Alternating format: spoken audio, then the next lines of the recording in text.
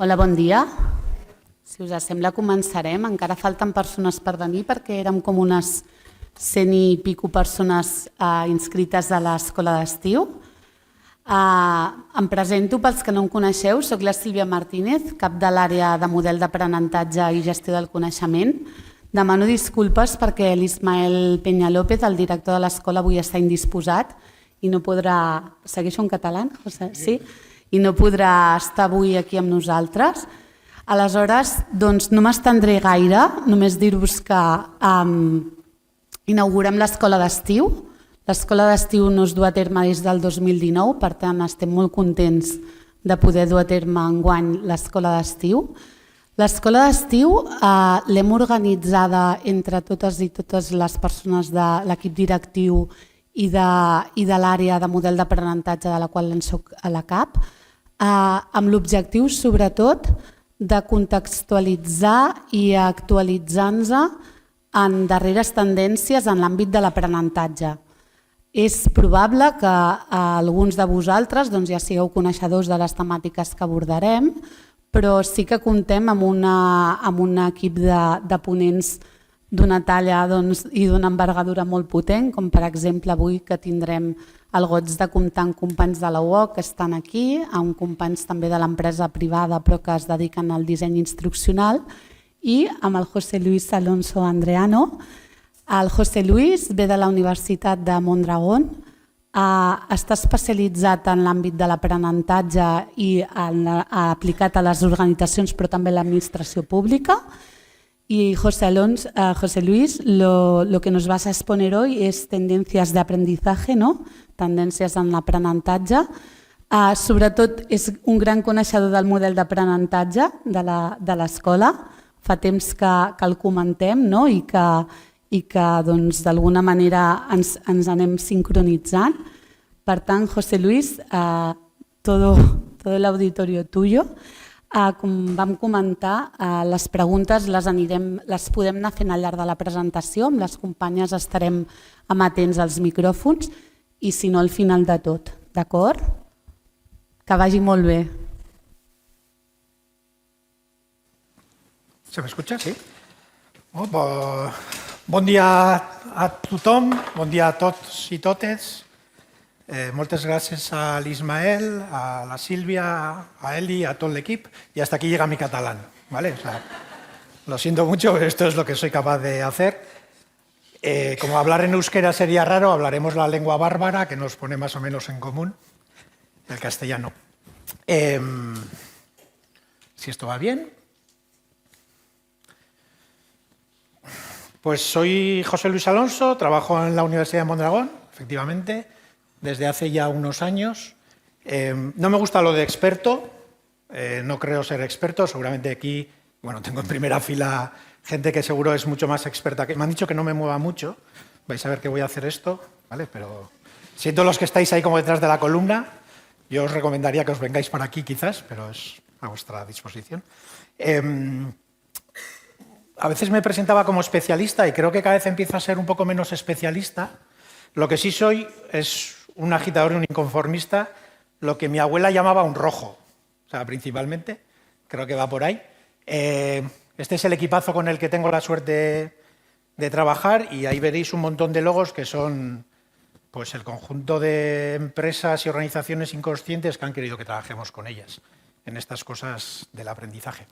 ¿Qué hago aquí? Que era la otra pregunta, pues decepcionar. O sea, principalmente lo que yo suelo hacer en las charlas es decepcionar. Es algo que se asume con el tiempo. No vais a aprender nada de mí en esta sesión, lo tengo súper claro. He recuperado una palabra que es la de enseñar, que creo que está un poco desnostada, pero aquí voy a hacer homenaje al gran Jesús. Enseñar como poneros la mirada en algo, ¿vale? Ese concepto de enseñar, no de que tengáis que aprender nada, luego ya veremos, yo estoy seguro de que de mi sesión no vais a aprender nada, pero sí que quiero enseñaros, compartiros algunas de mis pedradas, tengo muchas, solo os voy a compartir algunas, y aprender es cosa vuestra. Yo aquí no puedo hacer nada para que vosotros y vosotras aprendáis. Aprender es una cuestión vuestra, luego ya veremos por qué. Esto empieza en septiembre del 2017. Fecha exacta, 17 de septiembre. ¿Qué estabais haciendo vosotros y vosotras? Yo os voy a decir lo que estaba haciendo. Estaba sentado, era la primera clase de matemáticas de mi carrera. Yo estudiaba empresariales y de repente ha dicho la gente como, qué mal ha envejecido este señor. No, estudié tarde, empecé con 34 años la carrera. Y el primer día yo estaba sentado ahí, adelante ahí a la izquierda, siempre a la izquierda, ¿qué le vamos a hacer? Y salió el profesor de matemáticas y dijo, R. Todo el mundo sabéis lo que es R, ¿verdad? ¿Sabéis lo que es R? No vais mal. Eran matemáticas, algunas cosas eran fáciles de intuir. Y yo estaba sentado ahí, 34 años, el doble que mis compañeros y compañeras de clase. Yo ya era viejo, ya era calvo, todas estas cosas que tengo ahora. Y me acuerdo de verme y decir, ostras, he dejado mi trabajo para estudiar una carrera universitaria, yo no sé lo que es R. Si pregunto, levanto la mano, mis compañeros se van a reír, seguro que se van a reír. Pero ¿qué hago si yo he dejado todo? Estoy con carrera en la Universidad de Mondragón, con lo cual privada y de pago. ¿Qué hago si no pregunto? O sea, ¿por qué estoy haciendo esto? Entonces, levanté la mano, efectivamente, todo el mundo en mi clase, ja, ja, ja, ja, ja, y la respuesta de mi profesor fue R, son todos los números naturales, de menos infinito a infinito. ¿Vale? Y mi primer apunte de la carrera es una R, una flecha y todos los números. ¿Por qué digo esto? Por lo importante de las preguntas. Vale, las preguntas son lo más importante. Y como luego vamos a ir hablando de ChatGPT y de un montón de cosas, las preguntas van a dar muchas vueltas a lo largo de la sesión de hoy. ¿Vale? Mira, aquí he hecho como 4 gráficos. El primero es todo lo que os voy a contar yo. ¿Vale? Esos cuadraditos supondría más o menos lo que yo os voy a contar. El segundo, algunos cuadraditos, es lo que a vosotros realmente y a vosotras os interesa. Porque diré muchas cosas que no son interesantes para vosotros y para vosotros. Es lógico, yo no sé lo que tenéis en la cabeza ni cuáles son vuestras expectativas. Yo ya sé que os voy a decepcionar, con lo cual eso me genera mucha tranquilidad. El siguiente es aquello que seáis capaces de memorizar, siendo optimistas. Y lo último es todo lo que os interesa. Fijaos la diferencia. Si no me hacéis preguntas, yo no voy a poder llenar cuadros amarillos. Los cuadros amarillos dependen de las preguntas que me hagáis. ¿Vale? Como hablamos de tendencias, los modernos a esto le llaman Twitch. Las primeras universidades se crean bajo ese modelo, el modelo escolástico, que es la clase, las preguntas y el debate. Pues esto es lo que planteo hoy. Yo iré contando y preguntemos y debatamos. Lo podéis hacer en cualquier momento. Yo tengo una capacidad infinita para hablar, para cubrir la jornada de hoy, la de mañana y los próximos 6 meses. Podéis esperar a que acabe para las preguntas o podéis en cualquier momento levantar la mano y preguntarme sin miedo. ¿Vale? Hablando de preguntas, esta es una pregunta que miré y dije, ostras, desde 2016 me estaba preguntando esto. ¿Qué aprenderemos cuando las máquinas aprendan? Parecía que estaba muy lejos. Resulta que hace año y medio, 2 años más o menos, llegó una cosa, la ChatGPT, la Chatty, como le llaman algunos, y de repente ya aprendían, ya venían aprendiendo.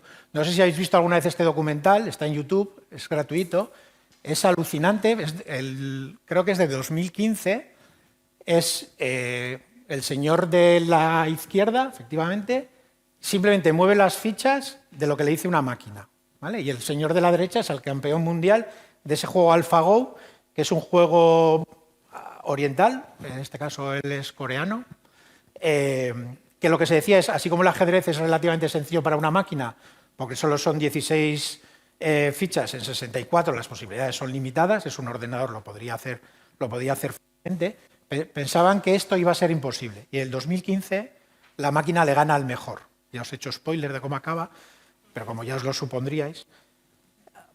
Yo lo que más recuerdo de ese documental es la la evolución del campeón del mundo, cómo iba viendo que la máquina le ganaba. Y hay un momento que dice, la máquina ha sido creativa. Se ha inventado un movimiento que yo no había visto nunca. Claro, ahora que vemos ChatGPT y decimos, bueno, pues ya. Sí, en 2015. Y era alucinante. A mí lo que más me impactó fue la cara de él, de verse derrotado por la máquina. Sabemos que luego estas cosas tienen mucha postproducción, etcétera, pero esa sensación de el ser humano ha sido derrotado por la máquina, ¿no? Bueno, hay muchas visiones. Os he hecho buenas preguntas y ahora os doy una mala respuesta. Y esto es una captura de pantalla de un viaje que yo tenía previsto, os sonará la fecha, marzo de 2020, y yo diciendo, eso del coronavirus es una gripe. Con lo cual, como vamos a hablar de tendencias, poner muy en comillas lo que yo os diga, que ya veis como futurólogo no es que sea especialmente bueno. ¿Vale? Lo hablaba con Xavier a la entrada, los futuros, ¿no? A mí me alucina esta diapositiva. Porque muchas veces cuando hablamos de futuros mezclamos el que nos gustaría, que normalmente se parece mucho al presente, el que podría ser, el más probable, el posible. Aquí falta uno que son el interesado por algunas partes, ¿no? Pero hay diferentes futuros. Y no podemos decir que el futuro está escrito. El COVID nos enseñó, como evento inesperado, de repente nos cambió muchas cosas. Aceleró unas, frenó otras, cambió menos de lo que se decía. Ayer justo revisaba un tuit relativo a una otra diapositiva que os voy a enseñar ahora, que parecía que la COVID lo iba a cambiar todo, ¿no? Bueno, ha cambiado cosas, no creo que haya cambiado todo. Otra cosa que me gusta intentar diferenciar es entre tendencias y modas. Vale, yo creo que no es fácil muchas veces, pero creo que es interesante diferenciar entre tendencias y modas. Yo alucino con esto es una campaña de Diesel que lo que dice es qué bien ser estúpido. Entiendo el marketing, soy de empresariales, entiendo las bases del marketing, me preocupa esa apología de la ignorancia. Lo que os decía antes era, esto es, ya veis, 2020, de Power MBA, y estos señores con sudadera, con todos los respetos del mundo, en clases de 15 minutos vas a aprender más que en Harvard. Yo cuando lo vi dije, no, lo he leído mal. Y les escuché, oye, igual se os ha ido un poquito la pinza. Nunca me contestaron, me borraron el tuit, ¿vale? Me parece una barbaridad. Yo estoy más cerca del señor Churchill, Premio Nobel de Literatura, como todos sabéis, curioso. Un señor que ha ganado la guerra mundial, que saca un país, etcétera, y le dan un Premio Nobel de Literatura por sus memorias, fantástico. Todo esto estando borracho, que eso tiene mucho mérito. Pues este señor bebía bastante, como bien sabéis. Pues tiene mucho mérito, imaginaos si no... O igual era lo que le salvaba, ¿no? Aprender cuesta. No digo que sangre, sudor y lágrimas, quizás eso de la letra con sangre entra, igual es exagerado, pero aprender cuesta. Aprender es un acto voluntario que necesita esfuerzo. La formación no, ¿eh? La formación puede ser obligatoria, el aprendizaje siempre es voluntario y siempre cuesta. Y ahora es cuando nos vamos a levantar todos y vamos a hacer un ejercicio, ¿vale? Cada uno que piense a lo largo de su vida cómo ha aprendido más. Con lo cual nos vamos a poner más o menos por allí los que hayáis aprendido, los que creáis que habéis aprendido más a través de la práctica. Más o menos por allí. Aquí a través de otras personas y los que más hayáis aprendido formación, ahí. Vuelvo a decirlo, os levantáis y elegís un sitio. A través de la práctica, al fondo a la derecha, al fondo para mí, los que creéis que de otras personas, aquí a mi derecha, a vuestra izquierda, y a través de la formación, aquí en este pasillo. Os tenéis que levantar todos, ¿eh? Y todas, no se puede quedar sentado nadie.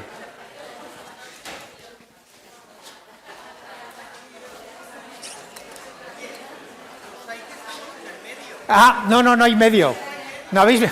¿Conocéis a Albert Rivera, Ciudadans? Conocéis bastante bien, ¿no? Sabéis que el centro no termina de funcionar demasiado bien, en general. Esto del centro no funciona bien, ¿vale? A través de cursos, más o menos, el aprendizaje formal, ¿sí? ¿Lo vemos? Ahí al fondo la práctica, ¿dónde se divide? Ahí, porque hay una mezcla en el medio. No hay medio, no existe. No se puede hacer trampas. Esto es aprendizaje formal, a través de cursos, a través de charlas, a través de esto. Esto es a través de lo que llamamos el aprendizaje social, entre pares, de compañeros, de compañeras, hablando, comunidades de práctica, estas cosas que sabéis mucho, y ahí a través de la práctica. ¿Vale? Pues estáis todos equivocados. ¿Alguien que quiera discutírmelo? Yo estoy encantado de discutir. Venga, alguien de ahí, que sois pocos, que es una mala suerte, os podéis esconder mucho menos. ¿Por qué? ¿Por qué creéis que habéis aprendido más a través del aprendizaje formal, a través de los cursos? ¿Qué es lo que os hace pensar que habéis aprendido más ahí?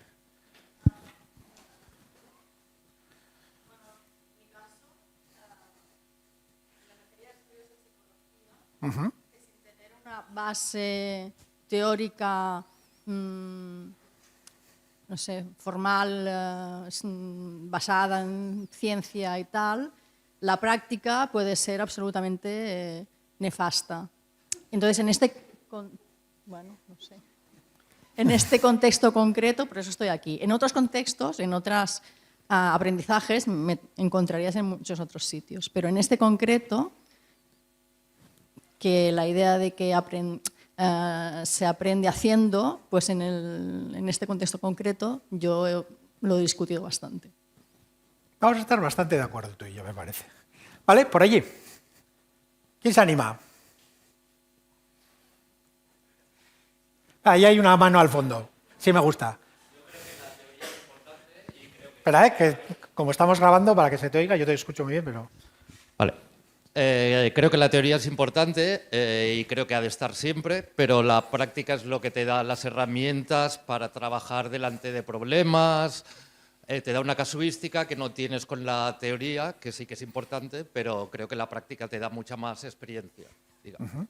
¿La diferencia entre experiencia y antigüedad? Bueno, experiencia es conocimiento y antigüedad es estar allí. Es una definición válida. Es una definición válida. Vale, perfecto. Venga. ¿Y los sociales?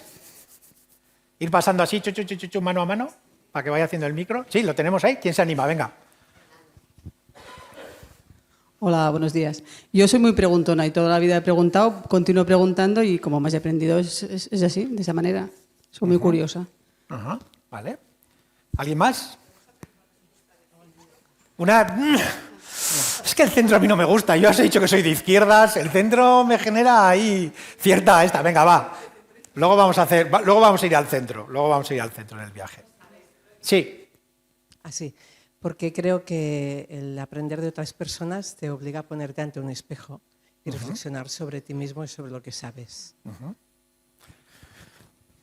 Estoy de acuerdo con todos y estoy en desacuerdo con todos. Esto es lo bueno de estar aquí, es que puedo decir lo que quiera.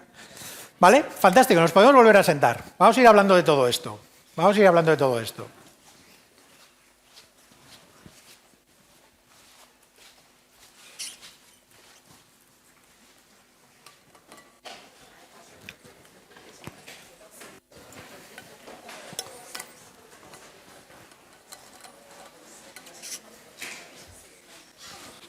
Me gusta tu gato, ¿eh? Lo tengo tatuado aquí, ese gato. Vale. Nuevas tendencias de aprendizaje. A lo largo de la vida a lo largo de la historia creo que la forma de aprender no ha cambiado. Lo que sí ha cambiado es la forma en la que hemos ido transmitiendo el conocimiento, en la que lo hemos ido socializando. Pero la forma en la que aprendemos creo que no ha cambiado. Yo creo que no ha cambiado. Esto es algo que he hecho yo, no he mirado en ningún sitio, me puse inspirado y dije, voy a pensar en estas cosas. ¿Cómo hemos ido generando el conocimiento y cómo lo hemos ido transmitiendo? Lo primero que hizo el ser humano es hablar. Las pinturas rupestres son posteriores a que el ser humano empezase a hablar. Generamos la palabra escrita, empezamos a generar los libros, la fotografía, la radio, fuimos avanzando. Y lo que fuimos es transmitiendo el conocimiento de diferentes formas. Si habéis leído El infinito en un junco de Isabel Vallejo, cuenta cómo se volvió la gente de loca cuando salió el papiro y lo que dijeron fue se va a perder el conocimiento del mundo porque la gente va a dejar de tener memoria, porque hasta entonces todo era memoria, todo se recitaba y se transmitía así, y va a desaparecer. El mundo, vamos a ser tontos porque vamos a perder la memoria. Fijaos que son cosas que luego cuando llega el ordenador son discursos que parece que hemos repetido. Entonces, ¿cómo hemos transmitido el conocimiento? Y es como un ciclo, ¿no? Empezamos oral, pintura, luego llega YouTube, pero vuelve el podcast que se relaciona con la radio, lo último es la inteligencia artificial generativa. Y el acceso al conocimiento primero está en las personas, físicas, cosas, y ahora lo tenemos en cualquier lado. Pero ahora no, de la radio ya nos permitía tener el conocimiento, acceso a conocimiento en cualquier lado. La transmisión ya era a miles de kilómetros a través de la radio. Y me gusta esta frase de Seth Godin, que lo que dice es el deseo de aprender es más difícil que el acceso al conocimiento. Las universidades nacimos porque el acceso al conocimiento era muy difícil. ¿Sí? Entonces dijimos, bueno, pues las vamos a poner así en un sitio y que la gente venga. ¿vale? El acceso al conocimiento ahora es relativamente sencillo. Todos en el bolsillo tenemos mucho acceso al conocimiento. Mejor, peor, bueno, tampoco es que los profesores universitarios, en la UOC sí, yo voy a hablar de mi universidad, ¿vale? Tampoco es que los profesores universitarios seamos los que lo sabemos todo de todo, en todo momento. Somos omnipotentes y omnisabientes, ¿vale? Aprender. ¿Qué es aprender? Voy a coger 4 definiciones, ¿vale? La primera de Javier Martínez. El aprendizaje tiene como varias paradojas, porque es un proceso y es un resultado. Es un proceso de adquirir conocimiento, de acumular conocimiento, experiencia, decíamos antes, que yo voy a reutilizar en el futuro. Y eso es lo que dice Javier. Como resultado, que es la que yo, como soy de empresariales, sobre todo utilizo cuando trabajo con empresas, es un cambio de comportamiento perdurable y transferible. Cuando yo veo el cambio de comportamiento, puedo ver que una persona ha aprendido, ¿vale? Si no, hay una frase, una expresión que oí hace poco que me gustó mucho, es la del conocimiento inerte. Yo puedo tener mucho conocimiento inerte ahí, ¿no? El cambio climático a veces me recuerda mucho al, ¿no? Somos todos conscientes de la urgencia climática, pero muchas veces es un conocimiento inerte porque no cambiamos. Seguimos viniendo en coches, utilizamos el diésel, el aire acondicionado a tope, ¿no? Sabemos que eso hay.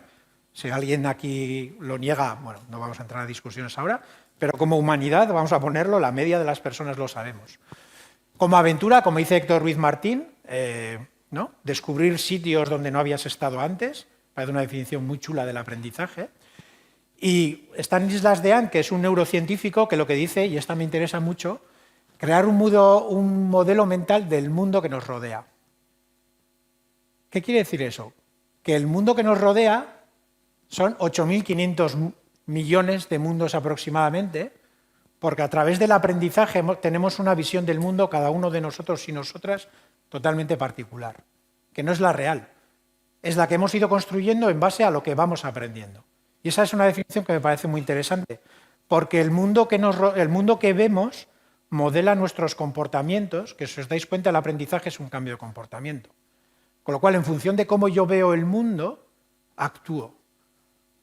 Entonces, si queremos cambiar la actuación, quizás tenemos que cambiar el cómo vemos el mundo, ¿vale?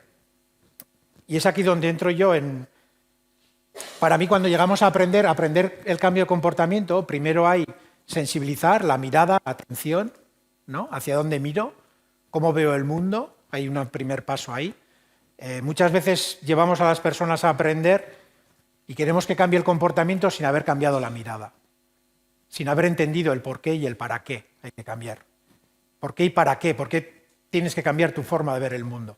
No porque, quiero decir, las 8.500 millones de miradas son válidas, solo faltaba, ¿no?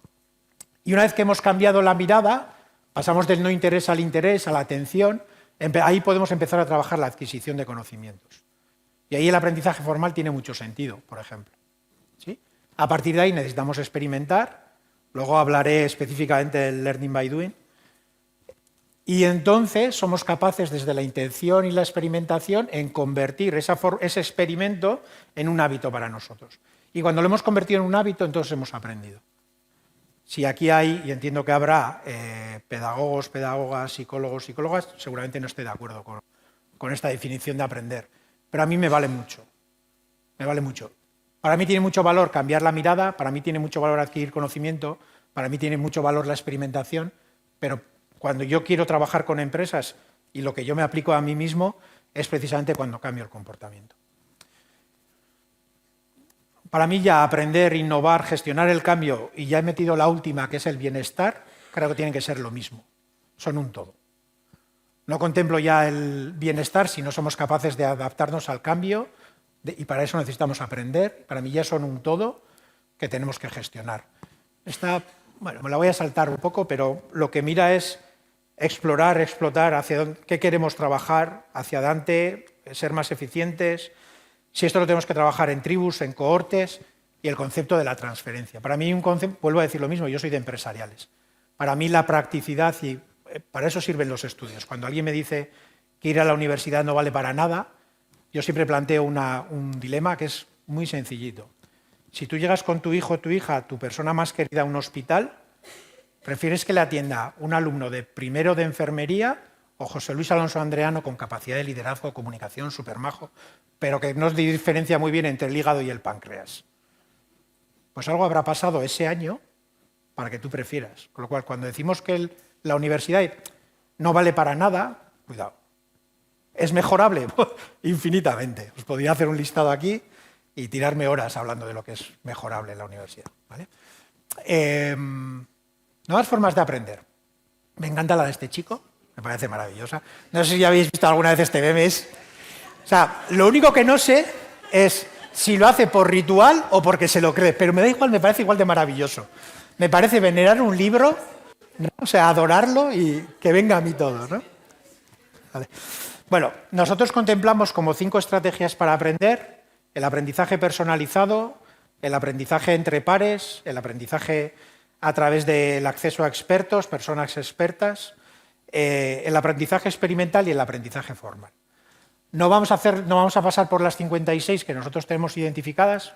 Cualquier persona me puede contactar a través de como quiera y le puedo pasar. De hecho, esto es parte de un post de LinkedIn que está accesible. Pero sí vamos a hacer como un repaso por cada una de ellas y diferentes cuestiones, ¿vale? Este es mi penúltimo viaje de aprendizaje, el de José Luis Alonso Andreano, ¿vale? Y esto es cuando yo descubro ChatGPT. En Twitter, de repente, ¡bum! ChatGPT es la bomba. Me meto. Y yo hice este viaje. El primero, el del descubrimiento, el what the fuck, ¿qué es esto? Te explota la cabeza, ¿cómo que este bicho habla? O sea, ¿no? A partir de ahí, la curiosidad es la que me va llevando a investigar en cómo esto se puede utilizar, ¿no? Y para eso utilizo la web, las redes sociales, vas adentrándote, vas viendo esto cómo funciona y qué hacen otros, etcétera, etcétera.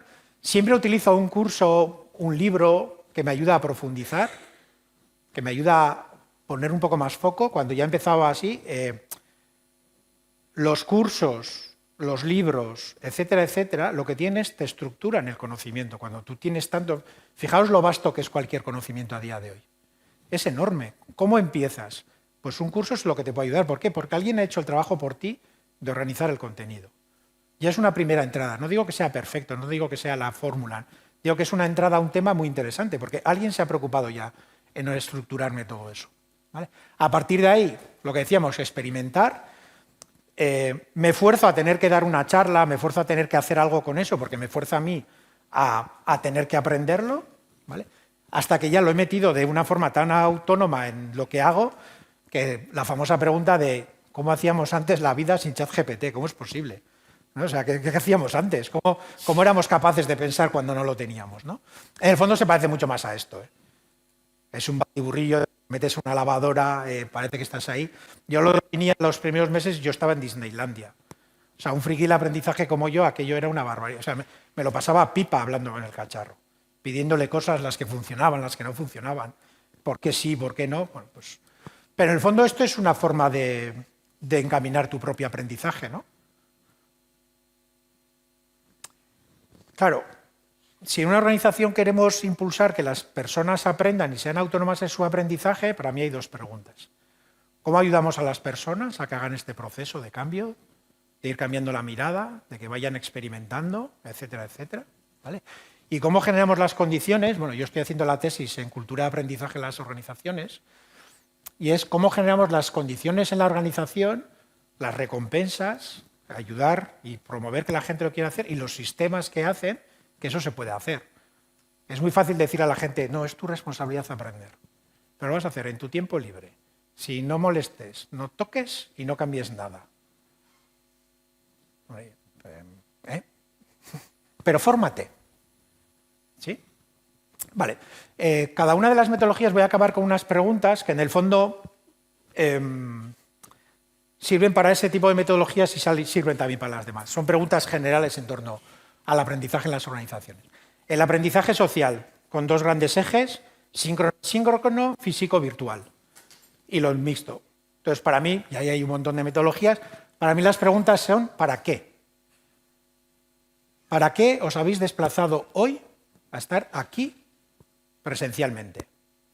Si esto va de una charla que el calvo con barba habla, os mando un vídeo desde Euskadi, yo estoy encantado de venir, o sea, que quede muy claro. pero os mando un vídeo, lo escucháis cuando queráis, cuando mejor os venga y ya está. ¿Para qué nos hemos juntado 100 personas aproximadamente? Entiendo que no es para escucharme a mí. Tiene que haber algo más. La presencialidad engrasa mucho las organizaciones, porque luego en el café vamos a hablar, porque vais a poder, yo voy a poder ir donde vosotras donde mí, hablar, estar. Eso engrasa mucho, pero aparte de eso, ¿para qué? ¿Para qué lo hacemos a la misma vez y en el mismo sitio? Pues lo podríamos hacer a la misma vez, pero cada uno desde su casa. Webinar, ya está. ¿Vale? Para mí esas dos preguntas son muy importantes. Cuando diseñamos, ¿para qué? ¿Para qué les voy a juntar a todas? No, es que la gente se lo pasa mejor. No me parece malo, ¿no? No me parece, el bienestar y todas estas cosas las respeto, pero creo que es importante. Acceso a personas expertas, mentorías, talas redondas, shadowings, hay un montón de formas, ¿no? Para mí, con las personas expertas, para mí la cuestión es saber diferenciar entre la opinión y el criterio. Todos tenemos derecho a tener opiniones, solo faltaba, pero tenemos que ser capaces de diferenciar en las personas que tienen criterio y de las que no lo tienen. ¿Vale? Y esta es una cuestión muy importante. Y para saber si una persona tiene criterio necesitamos conocimiento nosotros también. ¿Sí? Otra cuestión, ¿en qué soy yo una persona experta? ¿En qué puedo ayudar a los demás? Muchas veces observamos el aprendizaje como el que me den. No, ¿yo qué puedo ayudar a las demás? Todas las personas que estamos aquí somos expertas, somos buenas en algo. ¿En qué podemos ayudar a las demás? ¿Vale? Y está muy ligado a esto el pensamiento crítico, precisamente para no fiaros de lo que os dice el calvo con barba. ¿Vale? Esta es mi metodología favorita en las organizaciones. Esta es la que más hacemos, la que más me gusta y la que mejor funciona. Opinión, no sé si criterio. Opinión. Es el aprendizaje basado en proyectos. ¿Vale? Nosotros hacemos muchos proyectos acompañando a equipos, a proyectos SMART, pequeñitos, de 3 meses, basado en metodología Agile, con un sponsor de la organización que pone el reto, y en metodología Agile de sprints, cada semana se van haciendo avances. Es brutal, porque eso es transferencia. Porque lo que hacemos es, estamos haciendo algo para algo, y aprendemos por el camino para conseguir eso. Acompañados, nosotros siempre lo que hacemos, aparte del sponsor de la empresa, nosotros normalmente, sobre todo en las primeras veces que lo hacemos, acompañamos a una persona de la universidad. Pero más que nada hacemos, no sé cuánto conocéis de Agile, perdonadme por el palabra, de Scrum Master, es decir, la persona que les acompaña y que gestiona un poco las reuniones de los proyectos. ¿Vale? Pero el aprendizaje basado en proyectos reales, no, porque pongamos el estudio en caso de que somos un taller de tornillos, que lo que querríamos es vender tornillos en China. Eso se parece más al estudio del caso. Nosotros no, viene la dirección y dice, oye, ¿cómo vamos a hacer el plan de igualdad de la organización? Y le encargas a 7 personas de diferentes ámbitos de la organización que generen el plan. Y nosotros les acompañamos. ¿Vale? Hay otra cosa que se habla mucho, el learning in the workflow, learning on the job. Hay un montón de formas de hablar del aprendizaje en el trabajo. Para mí la diferencia es en el puesto de trabajo, durante el tiempo de trabajo, para el puesto de trabajo, ¿qué estamos queriendo decir? ¿Que tengo que aprender mientras hago? ¿Que tengo que aprender cuando tengo que hacer? ¿Que tengo que aprender en horario laboral? Para mí son cuestiones que son muy interesantes. Pero este señor, George Siemens, que es el promotor del conectivismo, por llamarlo de alguna forma, lo que decía es que el trabajo realmente es aprender. Si aprender es cambiar y queremos hacer cosas mejores en la organización, parece que tiene bastante sentido. Y aquí vamos al learning by doing. Yo soy igual de crítico que la compañera que hablaba antes, y eso que yo soy de una universidad que ha creado una carrera basada en el lema Learning by Doing, que nos funciona súper bien, ganamos mucho dinero con eso y tenemos muy buenos éxitos, muy bueno. El tema es que no son conscientes que no aprenden Learning by Doing, que aprenden Learning by Thinking, pero eso es otra cuestión, ¿vale? Esta imagen que veis ahí, creo que es un 600, esa es una autoescuela que salís del Prat, del aeropuerto, y cuando venís hacia el centro de Barcelona, a mano derecha hay una autoescuela que tiene ese lema. En teoría todo es práctica. Y la primera vez que lo dije, ¡ostras, qué bueno! ¿No? Pero en la práctica necesitamos la teoría. En la práctica necesitamos la teoría. O sea, imaginaros que cada generación tuviese que inventar la rueda. Con eso se aprende mucho haciendo. Entonces pillamos a los niños y les decimos, toma un cacho de piedra, a ver si se te ocurre una piedra, a ver si se te ocurre una rueda. No le vemos mucho sentido, ¿no? No le vemos mucho sentido. Un clásico, Kolb, dice, sí, hacer, claro, pensar, analizar, sentir. ¿Vale? Todo, necesitamos todo para aprender. Solo hacer es antigüedad. Hacer, pensar y cambiar es experiencia. ¿Vale?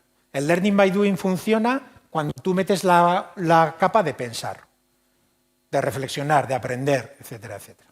¿Vale? Y aquí las preguntas serían, ¿cómo gestionamos el tiempo? ¿Cómo hacemos que las personas puedan tener tiempo para aprender? Sin tiempo no se puede aprender, hasta que no llegue Matrix. Bueno, y luego ya veréis una imagen de eso. ¿Cómo aseguramos la transferencia? ¿Cómo aseguramos que el conocimiento inerte, que a través de cursos, formación, lo que queramos, cualquier forma de generar conocimiento, qué vamos a hacer como organización para que eso transfiera al puesto de trabajo? Si no hay transferencia, no hay aprendizaje organizacional. Hay conocimiento en las personas, que me parece maravilloso para el desarrollo, etcétera, etcétera. ¿Vale? Y cómo gestionamos, sobre todo, los errores y los fallos. Aprendizaje formal. Yo estoy muy a favor del aprendizaje formal, y no porque trabaje en una universidad, no hago apología, sino porque creo que tiene mucho sentido para lo que os decía, para estructurar el conocimiento. Lo que no podemos hacer es una sesión donde el calvo con barba habla hora y media. Eso es lo que no tiene sentido hacer. No tiene sentido, si no hay interacción, si no pensamos. Entonces, me gusta mucho más en esta línea que estamos hablando de circularizar todo, la economía en general. Esto es método científico. Tengo una hipótesis, observo, investigo, está bien, está mal, pivoto, cambio. Para mí la clave del aprendizaje formal y de los cursos es cómo integro el aprendizaje formal con otras metodologías, con que la gente se levante y se mueva, con que la gente comparta entre ellas, con que tengan un momento para experimentar. Esa es la clave, ¿vale? ¿Qué teoría necesitamos? ¿Cómo transmitimos el conocimiento? ¿Cómo lo metemos con otros lados? Fijaros, 1899. Jean-Marc Coté, que no le conozco, tiene una colección. No me digáis que no os recuerda a Matrix, pero no me digáis que no os recuerda a ChatGPT. Meto todo el conocimiento en una máquina, lo proceso y le llevo el conocimiento a las personas. Todavía no con cascos. Una de las cosas chulas que tiene la ciencia ficción es que genera escenarios. ¿Acordáis que decíamos que aprender es crear una imagen del mundo? Una de las cosas que tiene la ciencia ficción es que genera imaginarios. Ciencia ficción era Julio Verne. Pasa que Julio Verne tenía una ciencia ficción un poco más optimista que lo que vemos que Terminator, ¿no? Y hombre, hay puntos medios. Parece que toda la ciencia ficción ahora es apocalíptica. Pero en el fondo la ciencia ficción genera escenarios.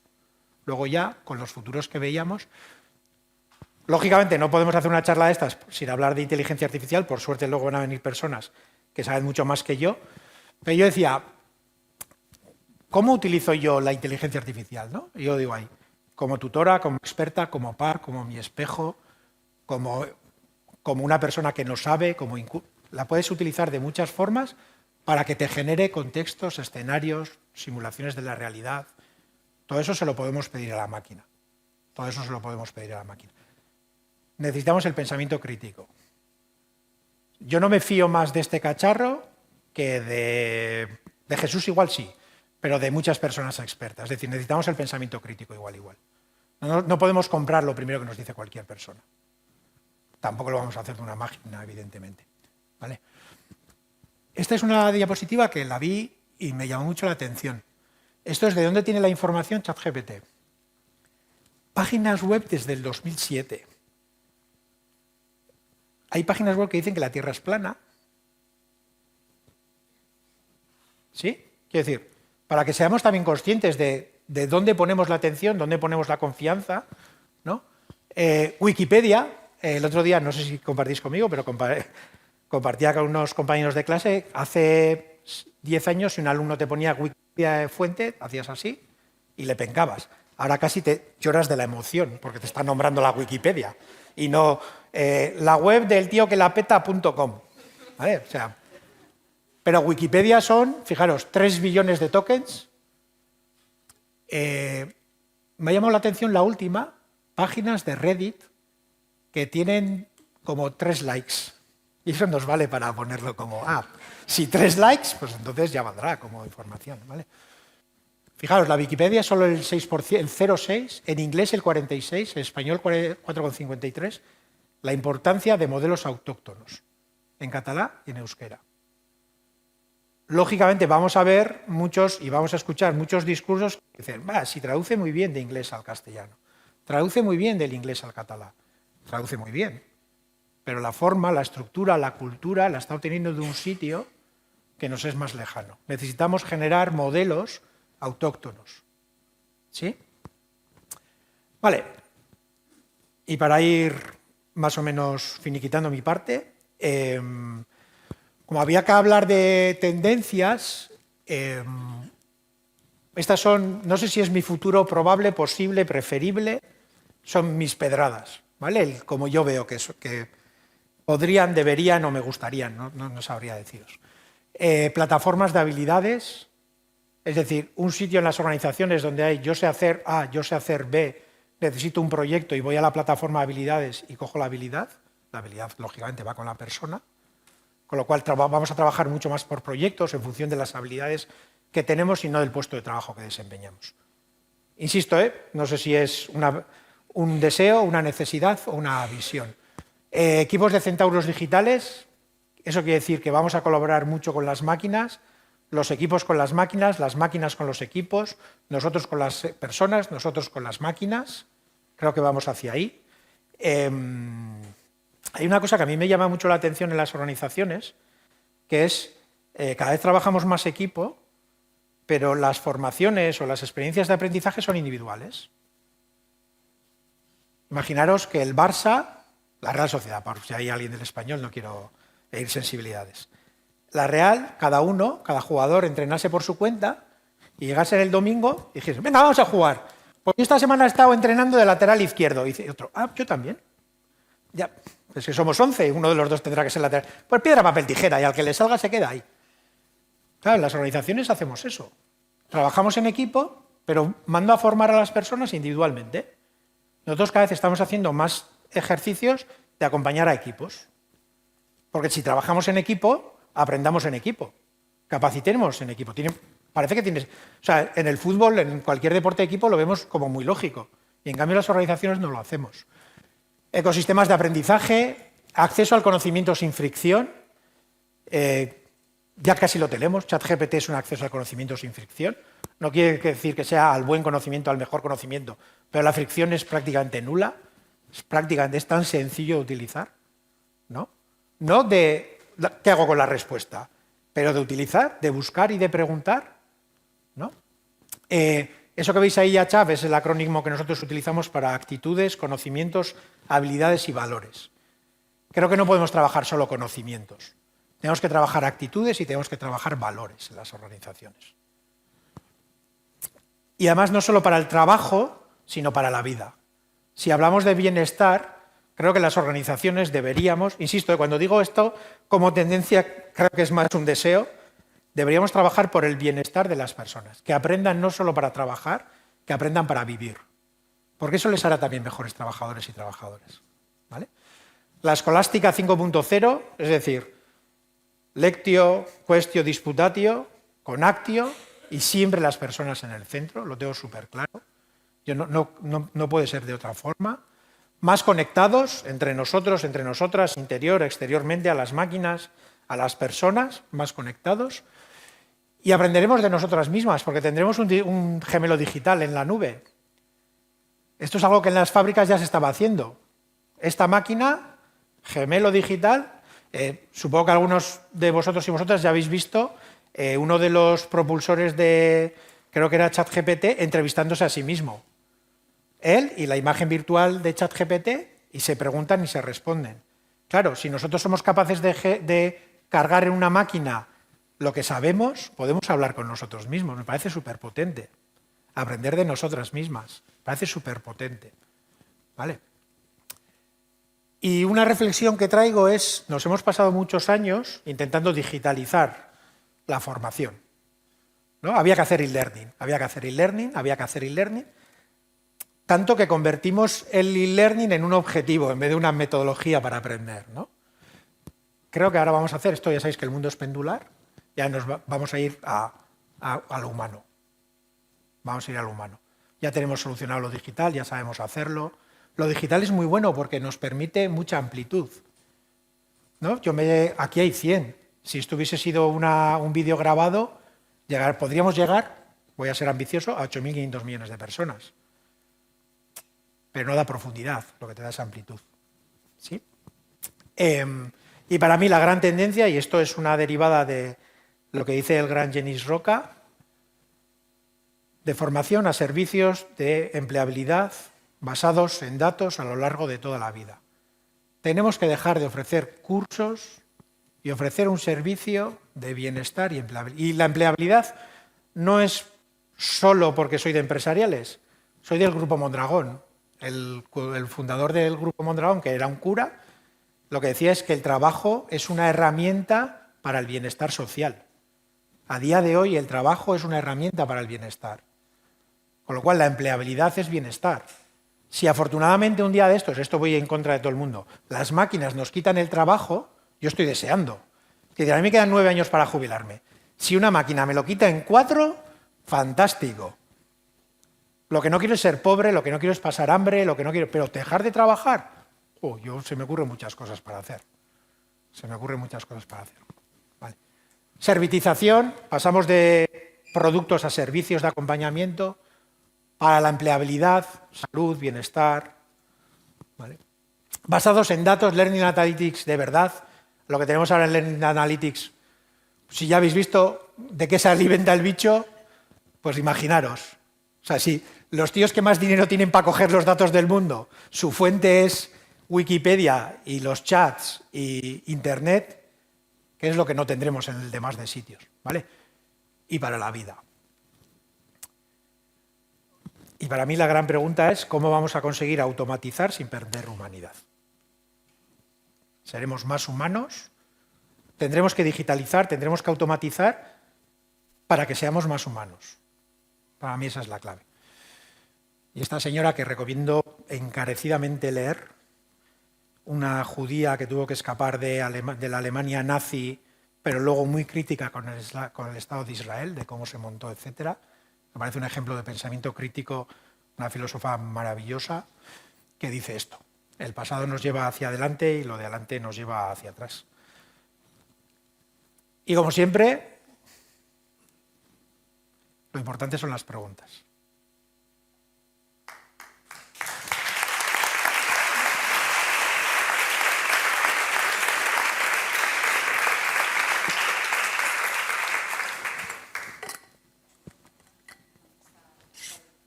Sí.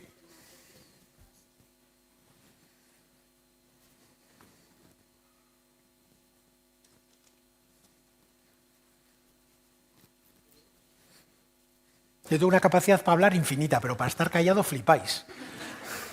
Dale aquí a Silvia. ¿Espera? Has tocado un tema que para mí es el tema más sensible, lo ha sido siempre, que es el tema de la transferencia y la aplicabilidad de la formación. Generalmente, como tú decías, se piensa que la universidad es un algo que en el fondo no piensa en la aplicabilidad, y tienes razón cuando dices que preferiríamos un enfermero a un experto. Yo lo que te quería preguntar, yo también soy muy partidaria del aprendizaje por proyectos, porque pienso que generalmente además también hace equipo si ese proyecto se hace bien pensado y con las personas justas. Y lo que te quería preguntar es, ¿qué resultados de transferencia tenéis con esta estrategia en una universidad que me parece loable realmente? A ver, ahí hay que explicar muchas cosas de la universidad en la que yo trabajo, sin hacer apología especialmente de ella. Pero para que entendamos, nosotros tenemos por un lado toda la parte de grados, posgrados, y luego lo que llamamos investigación y transferencia. El 100% de mi jornada está dedicada a la investigación y transferencia. Nosotros investigación básica solo hacemos para las tesis doctorales. Todo lo demás que hacemos es transferencia. Pero porque nacimos en un grupo empresarial tenemos un CIF, una cuenta de resultados, quiero decir, culturalmente hay muchas cosas ahí que hagan que la universidad, en nuestro caso, tenga sentido. Somos de empresariales también. Tiene mucho sentido también en el caso de mi facultad. Luego tenemos la ingeniería, humanidades y la parte de cocina, el Basque Culinary. Para mí la transferencia la podemos mirar desde los centros de conocimiento, porque hay centros de FP, universidades, todo lo que queramos, centros de conocimiento, a las empresas. A las empresas se llega a través de las personas y de los equipos. O sea, si no trabajamos la transferencia con los equipos, hacer la transferencia solo a la dirección es iba a decir una palabrota, como he conseguido no decir ninguna, a ver si aguanto todo esto. Es un error. Entonces nosotros lo que hacemos es trabajar a todos los niveles, acompañar a equipos en el desarrollo de proyectos, pero que ha propuesto la dirección, ¿vale? Y, por ejemplo, esos proyectos muchas veces los metemos como parte de un programa. Diseñamos un máster, por ejemplo, ad hoc para una empresa y le decimos, y los últimos 3 meses hay un proyecto. Igual que el TFG que decíamos antes que ha hecho tu hija, pues cualquier persona que hace un programa con la Universidad de Mondragón en una empresa tiene un proyecto. Si no hay proyecto, o sea, no hacemos cursos sin proyectos. Entonces, al final, aseguras un poco así la transferencia. Pero también hay que ayudar a las personas a que transfieran. Cuando os decía al principio, aprender es cosa vuestra, os he hecho un gráfico ahí. Con las tonterías que yo he dicho, aunque os haya valido una, ¿qué vais a hacer con esa? Porque si con esa no hacéis nada, mañana es miércoles, mañana, ¿de qué ha servido esto? Pues estuvo muy bien, allí un chico de Mondragón, un vasco, decía cosas, interesante, a veces bien, otras veces no lo entendía. Pero, ¿y qué vais a hacer con eso? Ahí está la transferencia, el qué voy a hacer con, qué voy a experimentar para ver si funciona, para incorporarlo, ¿no? Molt.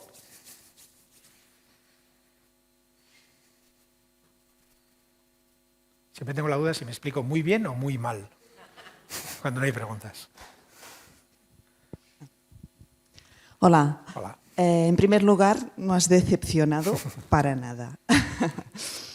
Bueno, unas preguntas, por ejemplo, en cuanto a la inteligencia artificial, los riesgos de acostumbrarnos a no pensar, la similitud de estas herramientas con la humanidad, que es capaz de lo peor y de lo mejor, ¿no? Decir que una falsedad tiene infinitas posibilidades de réplica en este sentido, y luego comentar si hay alguna experiencia o un tema que has comentado que pienso que es muy interesante, es para todo lo que sería la retención de talento y conocimientos de una persona, que es un tema muy importante en la administración y supongo que en muchas organizaciones. Cuando una persona se jubila, para todo ese conocimiento que no se pierda, si puede ser de gran ayuda esta herramienta para poderlo captar y recoger, y cómo podríamos esto aprovecharlo. A ver, hay varias, Gracias. voy a intentar ir. Pensamiento crítico es una. No os creáis lo que os diga el bicho, pero no os creáis lo que os digo yo, ni os creáis. No hablo de la incredulidad, de la ceja levantada, de todo el mundo miente. El pensamiento crítico está precisamente en escuchar algo, alguien, leer algo o alguien y ser capaz de ver si eso para ti tiene sentido o no lo tiene, o eso cómo se confronta con lo que tú sabes. Y lo que decía, en todo caso serán hipótesis que puedes validar o refutar. Por ejemplo, ahora antes que hacíamos proyectos, ¿no? Hacemos muchos proyectos de 3-4 meses, por ejemplo, identificar retos de innovación, ¿no? En una organización. Claro, lo primero que le sale normalmente a las personas en las organizaciones es, sin haber identificado muy bien el problema, ya tengo la solución. Ya sé lo que hay que hacer. O sea, somos organizaciones normalmente que lo que hacemos generalmente bien es hacer muy rápido. Pensar, espacios para pensar en las organizaciones suele haber pocos. Con lo cual enseguida nos sale la intuición de, venga, va, ya sé. No. Investiga, identifica bien el problema, ve bien las causas, ve las posibles alternativas. Ese proceso de pensar, esto es algo que puede sonar muy mal, pero una compañera y yo salimos una vez de una sesión y nosotros siempre hacemos como una reflexión que ha ido bien, que ha ido mal, que cambió, que vamos a hacer diferente la próxima vez, aprender de lo, ¿no? El learning by doing hemos hecho, que aprendemos de esto para la próxima sesión que hagamos. Y la reflexión fue, ostras, la gente no sabe pensar, no que sea tonta, la gente no sabe pensar. Pensar es un proceso. Pensar es un proceso. Entonces, claro, dices, tenemos que acompañar a las personas cuando les decimos que piensen, aparte de darles tiempo, ir llevándoles el paso a paso para pensar. Y eso está muy relacionado con el pensamiento crítico. ¿Vale? Y esa es una de las preguntas que hacías. ¿Cómo hacemos? Y la otra parte era el implementarlo en la gestión del conocimiento. Ya hay bastantes, yo conozco por lo menos una startup, pero ya conozco varias empresas que están en eso, en la gestión del conocimiento, de cómo utilizo la inteligencia artificial para el relevo generacional. Vosotros tenéis una cosa que a mí, desde fuera, me vais a perdonar, me parece muy graciosa. Yo tengo que hacer el relevo generacional de alguien, pero hasta que no se vaya no puedo meter la misma persona. Y digo, ¿cómo queréis que lo hagamos? ¿Por ondas cerebrales o así? Ahí es donde tenemos que jugar con la sincronía, ¿no? Grabarse vídeos, toda la documentación generada, para todo eso nos va a poder servir la inteligencia artificial generativa. Para ese repositorio de cosas y hacerle preguntas. Luego van a hablar de inteligencia artificial mucho más y mucho mejor que yo. Pero ese es un ejercicio muy válido en vuestro caso. Bye. Todo mujeres, me alegro mucho, pero...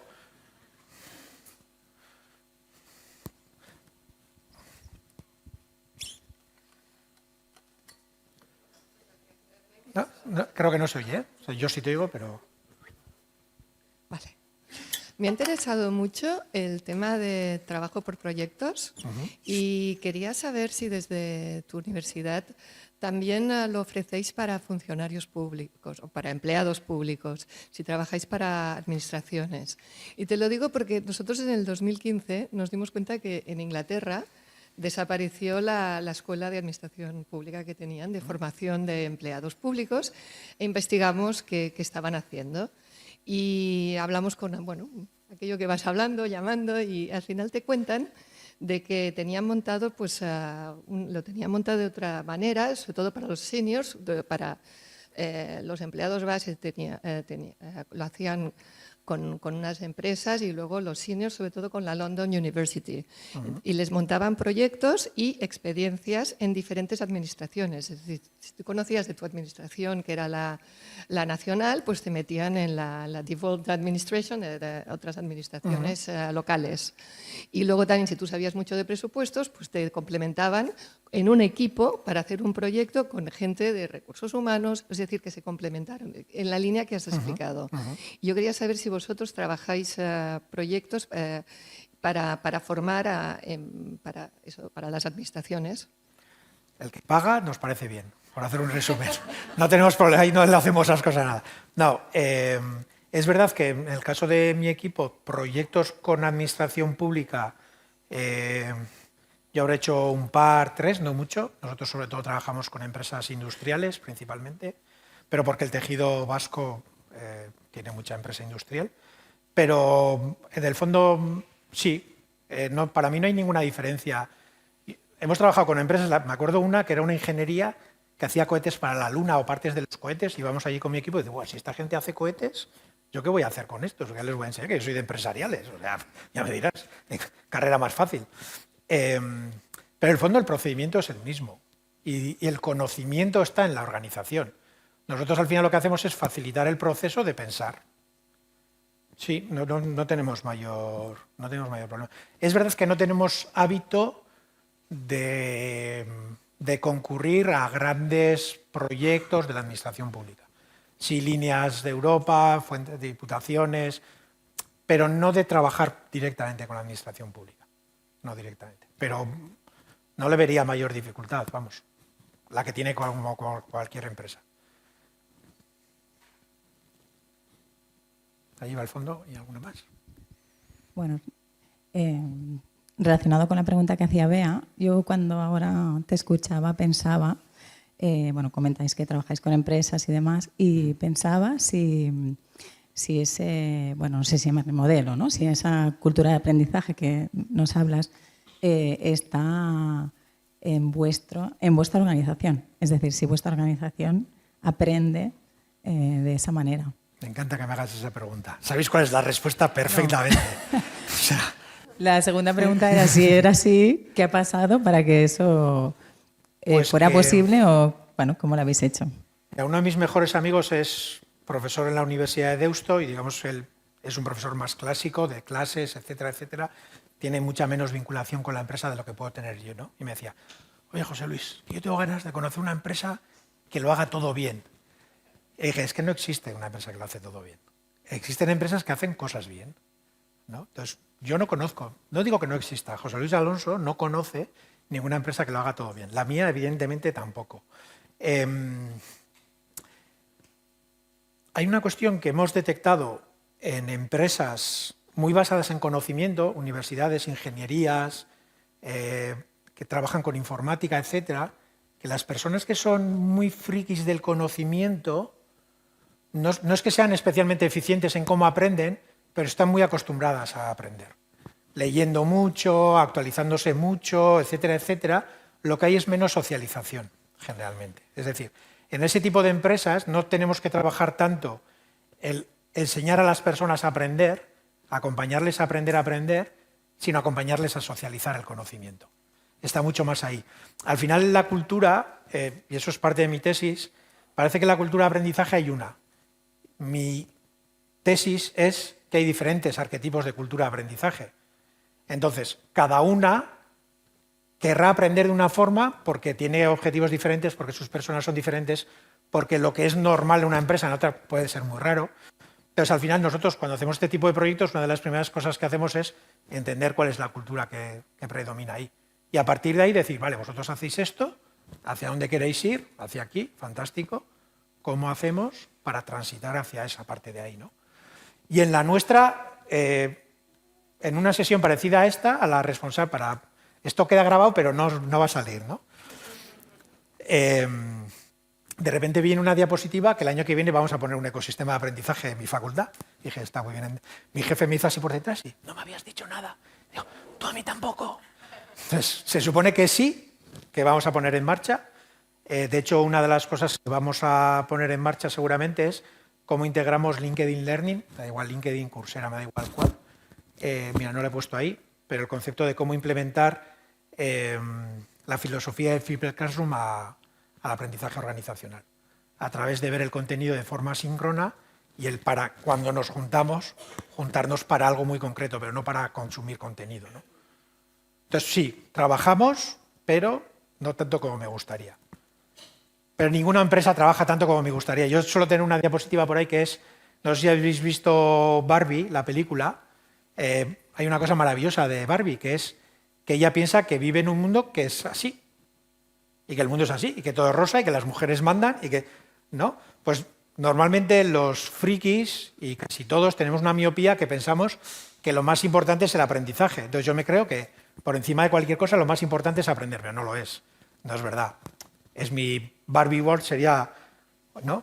Que el mundo aprenda y maravilloso y todo el mundo es feliz aprendiendo, pero también hay que producir. No sé cómo vamos de tiempo. ¿Sí? Pues venga, yo hasta que os aburráis de preguntar. Además está muy bien que estáis preguntando y se agradece muchísimo. Hola. Hola.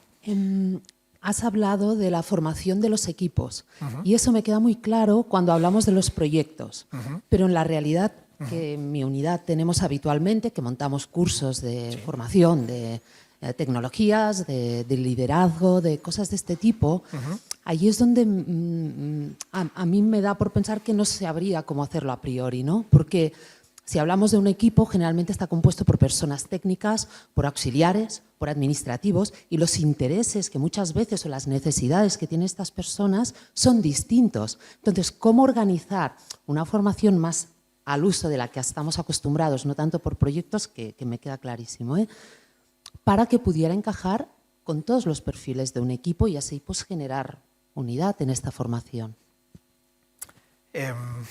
Por partes. Una es el tiempo. Una de las cosas cuando planteamos eso es decir, ¿cómo se va a ir todo el departamento a un curso aquí quien trabaja? Esa es la primera. puedes dividirlos en dos, ¿no? Eso ya es una cuestión meramente operativa. Pero fijaros una cosa, tú puedes jugar con mucho, y vuelvo otra vez con lo síncrono y alosíncrono. ¿Qué es lo que quieres que sea síncrono y lo que quieres que sea asíncrono?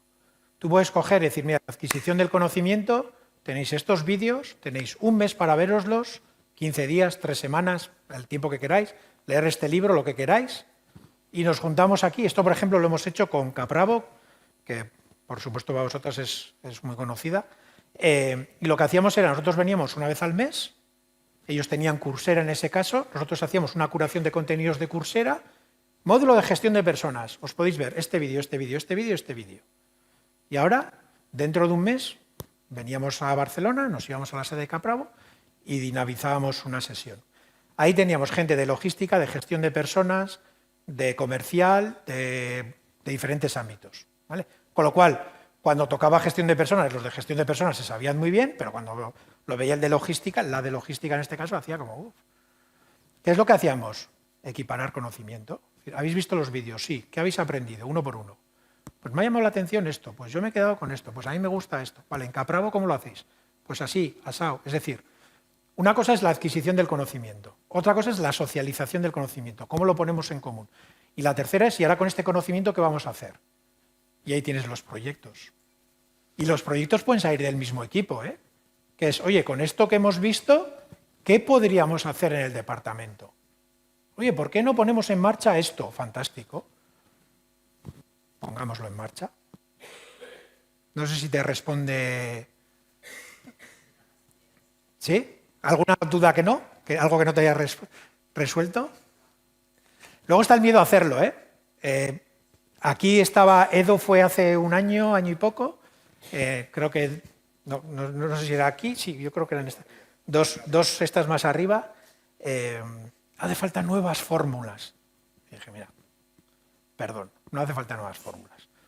Las fórmulas ya las tenemos. Lo que hace falta es valentía para poner en marcha las fórmulas. Es el miedo que nos da a coger a todo un departamento y hacer algo con él. Es ahí. Porque las formas de hacer están.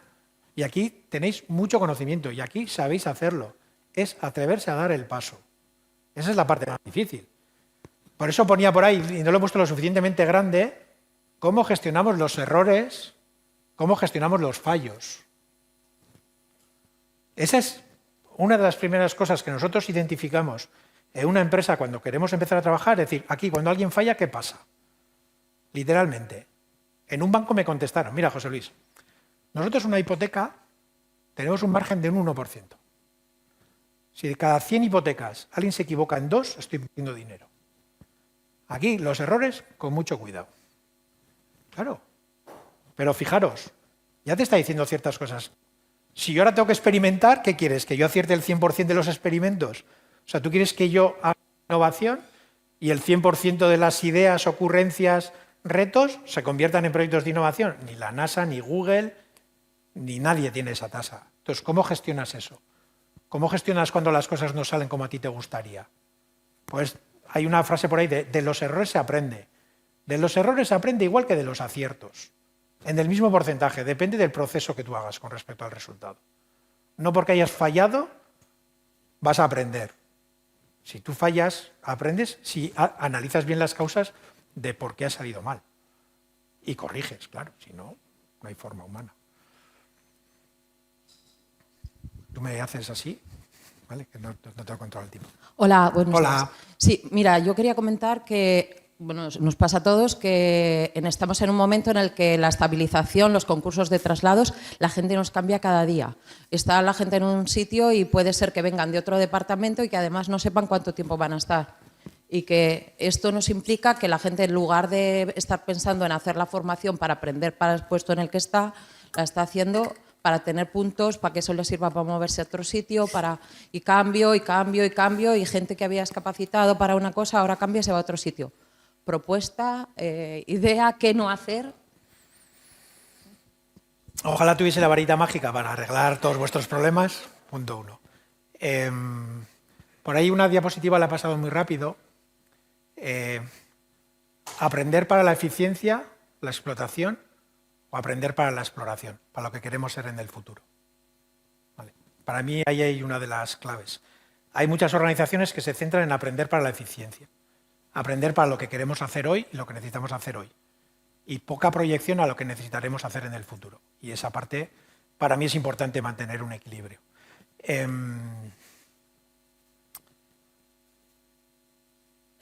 Cualquier modelo con objetivos marca comportamientos. Es decir, si tú tienes un sistema que la formación te da puntos para ascender, el comportamiento es me voy a formar para conseguir puntos. Yo soy, y esto lo he discutido hasta con directores y directoras comerciales, totalmente en contra de marcar variables por objetivos. Porque el objetivo te marca el comportamiento. Y acordaros que aprender es cambiar el comportamiento. Si tú generas un sistema que lo que busca es el comportamiento A, va a generar el comportamiento A. Con lo cual, en la medida, y esto es muy fácil decirlo desde esta parte de la barrera, o sea, es súper fácil, yo he hecho aquí, pero en la medida de que para promocionar haya que hacer cursos, haréis cursos. Porque el ser humano, o sea, no porque seáis mala gente ni nada parecido, y los funcionarios y las funcionarias sois una banda y cosas de estas, es porque en cualquier sistema te genera comportamientos. Entonces, ¿cuáles son los comportamientos que tenemos que promover? Para mí esa es una de las cuestiones cuando queremos hacer cambios culturales. ¿Os acordáis que os habla de actitudes, conocimientos, habilidades y valores? ¿Cuáles son los comportamientos que tú quieres promover? Yo quiero que la gente sea más solidaria. Quiero que cuando pase eso, que alguien se vaya a ir, se comprometa lo suficiente como para dejar bien las cosas al que viene después. Porque seguramente le encantará que al sitio al que ella vaya se encuentre las cosas de una forma. Y eso habla de generosidad, habla de querer compartir, habla de un montón de cosas. ¿Qué sistema montas para que eso se pueda dar? Porque el sistema genera el comportamiento. Entonces, ¿qué sistemas ponemos? Y esos sistemas modifican comportamientos y ahí es donde puedes hacer. Porque ahí estás marcando el comportamiento que quieres que tenga la gente. Cuando os decía hay sistemas y símbolos que premias y que castigas, ¿no? Si cada vez que alguien comete un fallo aplaudiésemos, dijésemos, de puta madre, que ya, Dios, ya he hecho un taco, ¿ves? Pensaba que iba esto, pero no ha aguantado, no ha aguantado. Nos preocuparía mucho menos equivocarnos. Si cada vez que alguien equivoca, hago la de... Y todos a la máquina de café, joder, ya has visto la cagada. ¿Sí? La respuesta de cómo solucionar el sistema de atracción y gestión del talento de la administración pública, si me dejáis a mí que soy un rojo, ya os digo yo que lo dinamitaba. Pero no se puede, está mal. Yo honestamente creo que lo que se está haciendo desde la escuela para mí es digno de admiración, lo digo completamente en serio. Primero porque las dos personas que lo han pensado en cierta forma las admiro muchísimo, y segundo porque creo que hay valentía. Porque creo que hay valentía. Creo que hay valentía. Por allí, por mover un poco el micro. Espera, Que siguiendo con esto que estabas comentando, ¿qué sistemas de recompensa ponen en las empresas para premiar no solo la acumulación de cursos y títulos, sino el tema del conocimiento? Que alguien demuestre que realmente tiene un conocimiento, tiene una experiencia que vale la pena.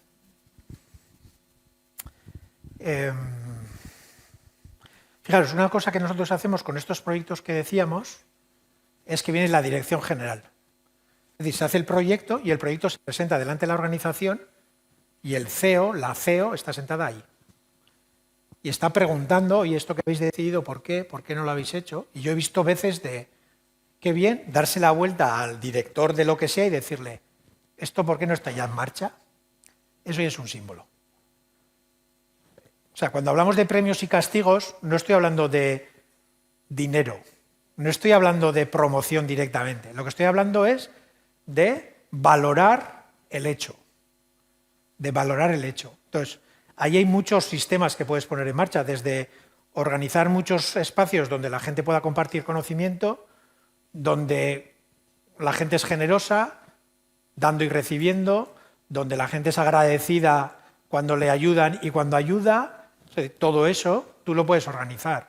Y hay una cosa que todavía no ha salido aquí, en cierta forma sé por qué, pero lo primero que sale en cualquier organización cuando tienes que poner una cosa de estas es no tenemos tiempo. No hay tiempo. Para esto no tenemos tiempo, hay que trabajar, no tenemos tiempo. Y yo siempre digo, pero cuando lo encontremos lo vamos a hacer. Y yo digo, yo no conozco a nadie, Barcelona es muy grande, igual puede pasar, en Euskadi somos más pequeñitos, que haya ido por la calle y se haya encontrado con el tiempo, le ha dicho, hombre, tiempo, qué bien, conocernos, encantados, un abrazo. No, el tiempo se planifica. Se planifica y se respeta, con lo cual se generan espacios, porque hoy estáis todos aquí. Porque hay una agenda, os habéis apuntado, respetáis vuestra agenda y estáis aquí. ¿No? Pues ahí tienes otro símbolo. Y otro sistema. Reservar espacios para aprender. Vosotros en cierta forma lo tenéis. O sea, hay veces que la administración pública no sois conscientes de que eso de que tengáis una bolsa de horas para formaros todos los años, algo que os parece como... ¿qué? Pues fuera de la administración pública, no existe. No existe. Y eso ya es un símbolo. Eso ya es un símbolo. Y hay un sistema ahí que dice, esto es importante, aquí tenéis el tiempo. ¿Para qué lo usamos? ¿Con qué objetivo lo usamos? Si lo uso no para aprender, sino para promocionar, eso ya es una cuestión muy personal de cada uno de vosotros y de vosotras. Pero tenéis cosas. Comentaba a la salida, a la entrada con ella, que, Mondragón, qué guay, dices, porque conocéis nuestro Instagram. Y nuestro Instagram es súper chulo. Tú ves el Instagram de Mondragón, somos la mejor universidad, primero en transferencia del Estado español, primero en empleabilidad de todos, tal. Claro, pero ahora te metes y ves las tripas, y hasta las tripas de Brad Pitt son feas. Quiero decir, el Instagram de Brad Pitt es maravilloso, pero si tú le abres, las tripas parecidas a las mías, entiendo. No creo que, pues, seguro que las suyas son mucho más bonitas, mucho más limpias, pero aún así. Entonces, tenéis cosas muy buenas, apalancaros en esas cosas buenas que tenéis. Pero los símbolos no tienen por qué ser dinero. De hecho, creo muy poquito en la motivación extrínseca yo. Bueno, pero está el reconocimiento... No, por ahí está, pero está el reconocimiento de tus compañeros. Quiero decir, parece que la cultura la conforman todos los demás. Pero si cuando una compañera vuestra está en una formación y decís, esta otra vez ya se ha apuntado a otro curso, ya se ha vuelto a ir, esta a trabajar no, pero formarse, tú ya estás generando un símbolo. Tú ya estás castigando un comportamiento de una persona. Y esa persona, aunque no se lo digas, todos nos conocemos en una organización. Sin embargo, es, oye, que vas a un curso, qué bien. Joder, Jesús, cuando vengas cuéntame. Y estamos, ¿y por qué no montamos una sesión y lo que has aprendido nos lo cuentas a todas y así todas aprendemos? Fijaos la diferencia. Eso también es transferencia. Eso también es transferencia. Socialización es transferencia.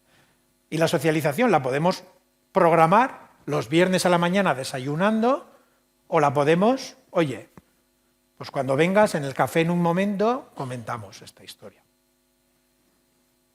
¿Sí?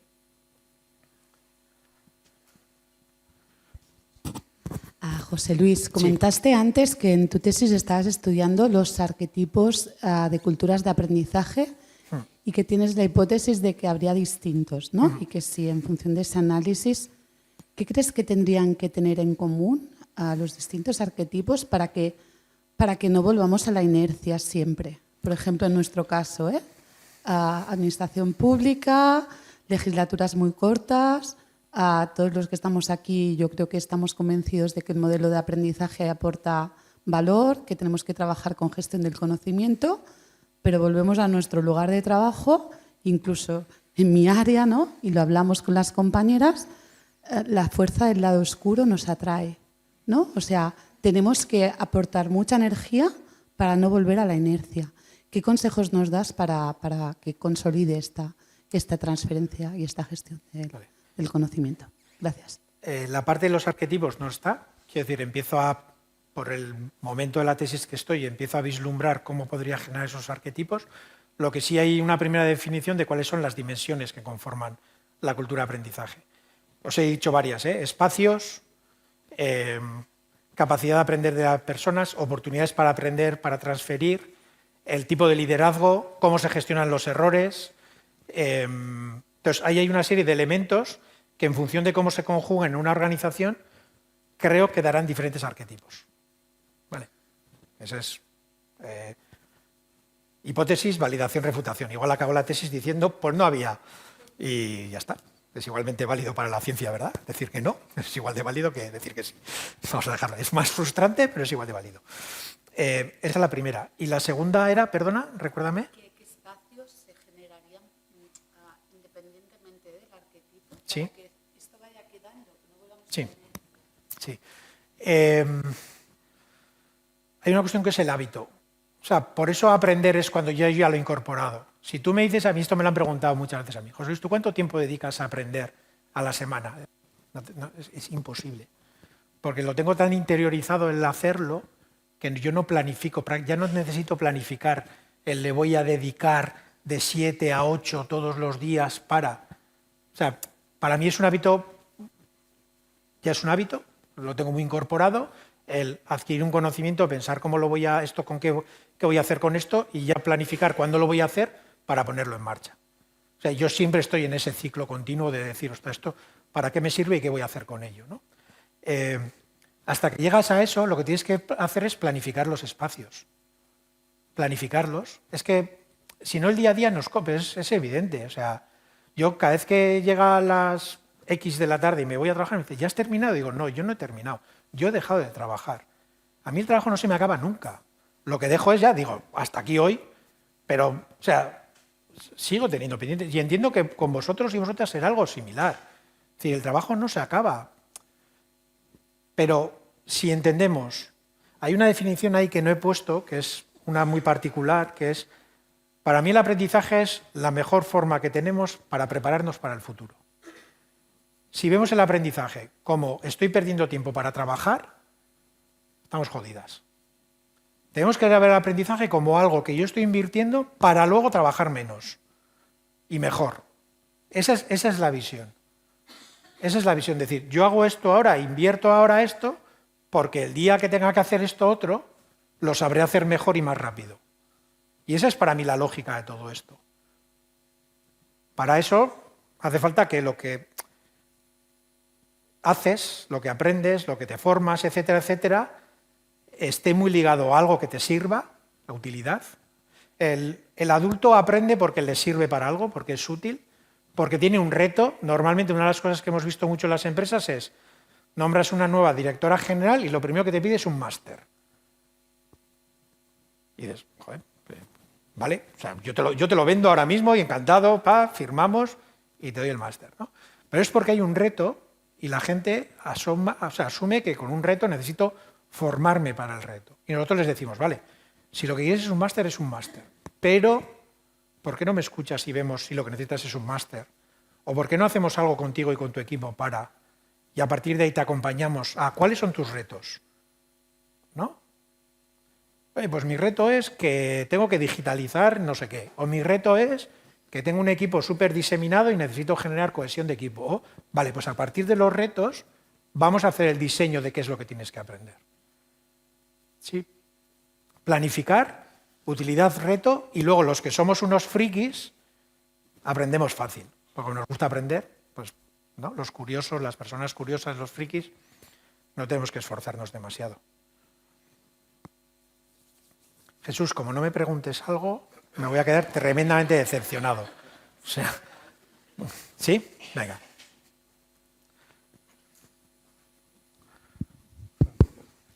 Las preguntas te las dejo para después. Vale, vale. Luego seguiré. No, me ha encantado. Me ha encantado por un detalle. Te has dicho, empecé a estudiar a los 35, 32. Eso es un itinerario mágico. Redescubrir, no te lo digo, redescubrir la vocación, el espacio. Tengo que al Xavier al lado, sin la contaminación de la academia. Es decir, eso es mucho, porque la academia ayuda, pero también contamina. Es decir, nos crea ya como mochilas en las que el marco en el que te mueves viene, con lo cual yo solo valoro. Yo estuve 20 años en el otro lado que era el negocio, de llevar los temas en la administración, y esto voy a la pregunta. Y ahora justamente llevo 20 años en el otro lado, que es la formación. Yo siempre no me quiero enrollar porque hay poco tiempo y ahora el Xavier tiene... Yo digo siempre, en broma, la culpa de todo esto la tiene, nuestros males como la formación en la administración la tiene, ¿sabes qué? Napoleón. ¿Por qué? Casi todo. Por la distribución napoleónica de la administración, que dijo, aquí vamos a crear la organización que lleva los temas y los centros de formación, en ese esquema del siglo XIX, van a ir aparte. Por lo cual nosotros estamos aparte y tenemos que ir a picar la piedra del director de turno para hacer el convencimiento de... Y eso es una barrera infranqueable. Cuando yo miro ahora a Silvia, montar comunidades de práctica es meterse en la casa del otro y convencer, por favor, déjame un espacio pequeñito, que es lo que tú tienes ganado de entrada, porque tú tienes sentada aquí a la directora. Y nosotros tenemos el mal ya napoleónico que tenemos que imbuirnos para ir a proyectos. Sí que podemos ofertar formación de continuidad, que es lo que venimos haciendo cuando yo entiendo que hablas de inercia, pues eso funciona y funciona bien. Y en el esquema de formación tiene que estar. Pero pasado un momento, y aquí hablo del gran Enebral, muerto también, y Jay Cross, que ahora lo conectaréis, muy breve, que decía, en el itinerario de formación están los iniciales, los que hacen la formación inicial, luego llega un momento en que ya van funcionando solo, llega un momento en que tienen la expertise y estos son los que crean conocimiento. Pero la cultura, estamos deseando que acabes la tesis, porque yo creo que será un bombazo. En la cultura en la que tenemos que ir a estos que ya vuelan solos, son los que participan en comunidades de práctica, son los que hacen propuestas de proyectos y son los que los directoras generales tenían que acoger en su seno. ¿Qué quiere decir? Acabo con Jay Cross. Jay Cross, también muerto, decía, cuando voy a las empresas yo no hablo de formación, porque el chip de los directivos se pone en aula. Les hablo de rendimiento, les hablo de mejora, les hablo de beneficios. Y con esto ya consigo lo que tú explicas aquí. Por eso la trayectoria tuya a los 34 años, empezar a esto, es un cambio de chip que Silvia, y aquí están todas las subdirectoras de la escuela, y el CEFE también, y todas las personas de formación, que tendríamos que incorporar. Incorporar es, vamos a formación transformadora. La previa hay que hacerla, pero nuestro objetivo es llegar a transformar. Y eso significa que los interlocutores, en esta división napoleónica, hay que ganarlos. Ganarlos es buenas prácticas, como hacéis en Mondragón, para decir, si es que no hay que hacer aquí un máster para repensar, simplemente es, todos estamos alineados y vamos a admitirnos como interlocutores buenos para el esquema que has puesto ahí, es decir, a trabajar por proyectos, las metodologías Agile, Scrum, es simplemente admitirla, pero hay personas que no han tenido la capacidad de saberla o de entenderla. Esa es la previa de alfabetización en aprendizaje que es imprescindible en esta estructura napoleónica para poder llegar a lo que importa, que es formación transformadora. Y ahí está el gap. Hay personas que, y acabo, que se acaban contentando con la parte formal de emitir cursos y hay personas, y hablo aquí de las subdirectoras y de Silvia, con todos los grandes proyectos que hacéis, que tenemos la voluntad de ir un poco más allá y es más duro porque es 1000 obstáculos, es decir, la barrera, el diseño institucional no está pensado para eso. Y con esto acabo diciendo, José Luis, no has defraudado, has traído la mirada aplicada, la mirada de vamos a lo que importa de verdad y nosotros a veces estamos un poco despistados por la tradición esta en la que estamos. Entonces, salir de esa tradición cuesta bastante. Y con esto no es una pregunta, es una reflexión. Y me la has pedido tú. Yo diría que intentamos a las personas mandarles a cursos a que aprendan lo que nosotros queramos que aprendan, sin haber empezado por la primera parte, que era la de sensibilizarles. Hay que empezar con mucha paciencia, cambiar miradas. Y no cambiar miradas, y esto lo he oído, claro, en la administración pública no va a pasar, ¿no? Pero en muchas empresas, es que si no te actualizas, pierdes el puesto de trabajo. Yo, desde el miedo, creo que es una de las peores formas en las que podemos intentar transformar una organización. Ten cuidado porque perderás el trabajo. Yo hablo mucho de empleabilidad, entre otras cosas, porque mi padre se quedó sin empleo con 40 y pico años. Una de las razones para estudiar tarde fue una, que yo era un gualtrapa, me interesaba mucho más jugar a baloncesto que estudiar, Eso es la primera. La segunda, porque económicamente era implanteable en mi casa que yo hubiese podido hacer una carrera, ¿no? Entonces, es muy duro quedarse sin trabajo, pero jugar con eso como fórmula para intentar hacer que aprendas lo que yo quiero, por eso hay que empezar por la sensibilización. Oye, esto es importante, y vamos a ir poco a poco, y vamos a acompañar a las personas, y vamos a ir, y vamos a, venga, y esto, y que entiendas el porqué, y asimílalo, y entiéndelo, y piénsalo, etcétera, etcétera. Y luego vamos al siguiente, venga, y ahora te doy un poquito de conocimiento. Y ya cuando empiezas a decir, venga, y ahora vamos a experimentar con esto, vamos a jugar, y vamos a probar a hacer un... Y es un camino. Porque directamente ir a, no, tienes que innovar. Lo primero que hay que explicar es qué es innovar. Nosotros, uno de los programas que hacemos con una empresa que han pasado ya 100 y pico personas voluntariamente por el programa. Voluntariamente es, el que quiera que se apunte, vamos, 100 y pico personas y hemos identificado unos 150 retos de innovación de una empresa industrial. Lo primero es, ¿qué es innovar?